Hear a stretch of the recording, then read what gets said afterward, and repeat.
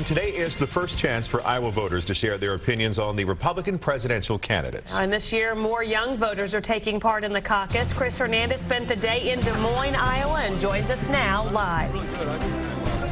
Yeah, just 2 hours from now, the caucuses are going to start. There are a lot of undecideds that the candidates are really trying to go after right now.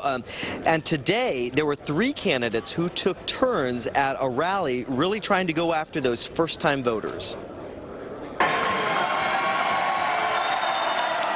Ron Paul got rock star applause from hundreds of high school students at the Rock the Caucus event. As long as one does not hurt another individual, you can run your life as you so choose, but you have to be responsible. I do feel like going to a caucus tonight, trying to gain some more information. Sam Elliott is caucus eligible because he'll be 18 by November 6th.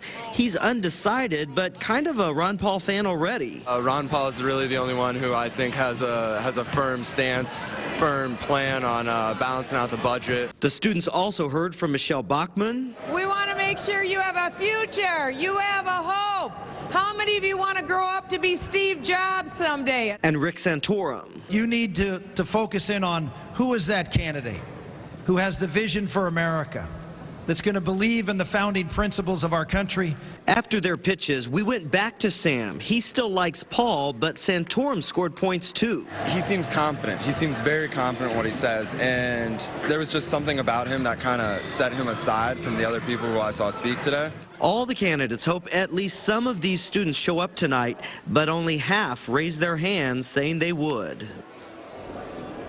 You know, I was sitting with the high school students right behind me, and it is amazing the amount of snarky comments you could hear, something the candidates certainly would not want to hear. Coming up tonight at 6, you will hear from the other 3 major candidates and how they're preparing this same kind of final push tonight before the voting. Reporting live in Des Moines, Chris Hernandez, NBC Action News. Very interesting perspective. Now, Chris, what's the situation on the ground there about what may actually happen tonight?